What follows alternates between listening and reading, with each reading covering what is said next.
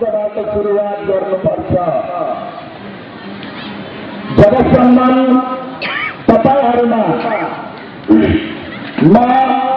मलाई मेरो भन्ने शब्दबाट तपाईहरु जब छुटकारा पाउनुहुन्न तबसम्म तपाईले शान्तिको आभास पाउनुहुन्न।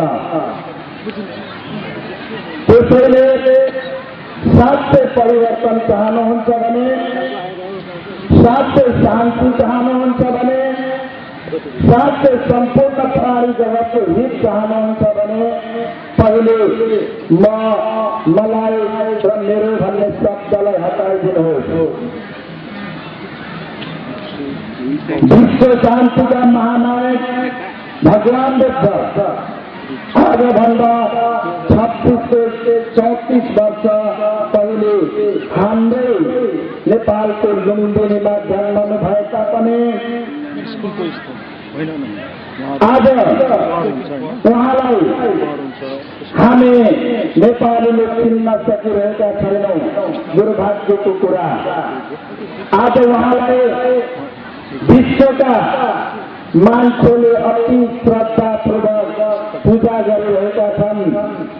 उहाँको शिक्षा आज बुद्ध धर्मको नाममा विश्व प्रसिद्ध बनिरहेको छ। आज बुद्ध भगवानले ज्ञान जुन बाँड्नुभयो, मलाई र मेरो भन्ने शब्दलाई हटाउने शिक्षा बाँड्नुभयो, त्यो शिक्षा आज 21औं शताब्दीको विश्वको हर विश्वविद्यालयहरूमा पढाउन थालिएको छ। बुद्धिज्म एउटा सब्जेक्ट बनाएर, एउटा विषय बनाएर पढाउन थालिएको छ। तर हामी स्वयं नेपाली उहाँको छत्र छायामा जन्मेका छौँ। तर विडम्बना, दुःख लाग्छ, हामी त्यहाँबाट बिल्कुलै वञ्चित छौँ। भगवान बुद्धको जन्मभूमि नेपाल एक समय शान्ति क्षेत्रको नाममा विश्व सानो परिचित थियो। तर दुर्भाग्य शान्तिको नाममा आभास आयो, तीसरापात छायो। तपाईलाई सर्वविदितै छ, 10 वर्ष लामो गृहयुद्ध, माओवादी गृहयुद्ध पश्चात नेपालमा लोकतान्त्रिकरण भयो। मैले राजनीतिक कुरा गर्न खोजेको होइन, तर पनि यो अवस्थामा नेपाली समाजले, नेपालीले राजतन्त्रलाई तुहाएर गणतन्त्र ल्याए पनि, धर्मनिरपेक्षताको कुरा गरे पनि केही शान्तिको आभासको प्राप्ति गरेका थियौं। तर विडम्बना, धर्मनिरपेक्षताको कुरा एउटा शब्दमा मात्रै सीमित रहेको छ। अझै पनि हामीलाई कता कता शङ्काको घेराबन्दीमा राखिएको छ।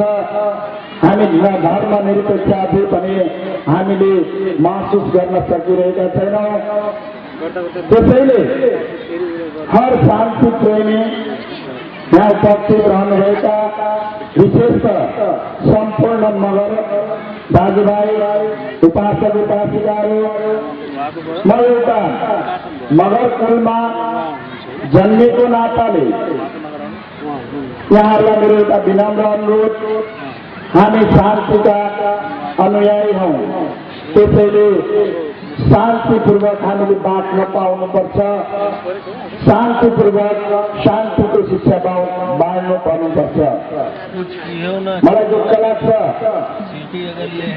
केही महिना अगाडि म यसरी धर्मचारिता गर्दै जाँदाखेरि बागलुङ ठाउँ भनेर भन्नुपर्दा बागलुङ जिल्लाका प्रशासन प्रहरी प्रहरीहरूले मलाई धेरै सोधपुछ गरेका थिए। अझ मैले हिजो मात्रै सुनेको, यही सुर्खेत जिल्लाका प्रमुख जिल्ला अधिकारीले नयाँ भिक्षु साम्यहरू बनाएर हामी थाइल्यान्डमा पढ्नको लागि पठाउँदैछौँ। त्यसमा पासपोर्ट बनाउनको लागि प्रश्न गर्नुभयो अरे, तिमी किन यति धेरै भिक्षु बनाउँछौ भनेर। त्यो धर्मनिरपेक्ष यही हो कि हामी बुद्ध धर्मका बुद्ध शिक्षालाई पालना गर्ने, शान्ति गाने, तिमी प्राणी हिंसा नगर, चोरी नगर, व्यभिचार नगर, झुठो नबोल, जहाँ बस्ती चोर खैनी गाजा भाङ धतुरो जुवा तास नखेल भन्ने हामी भिक्षुहरू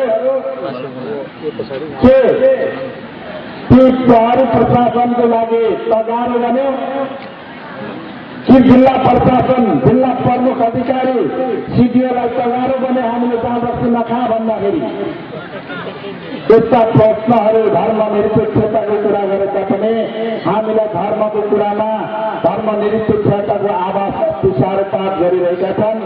त्यसैले तपाईँ हामी शान्तिका अनुयायीहरू, हामी शान्ति चाहन्छौँ।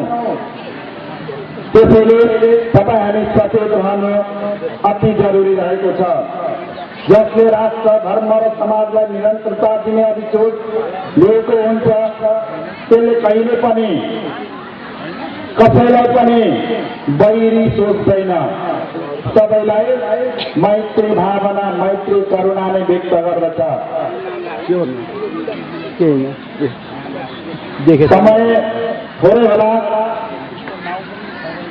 थोरै मात्र मन्तव्य दिनु होला भनेर अघि नै घोषक महोदयले भनिसक्नु भएको छ। धेरै कुरा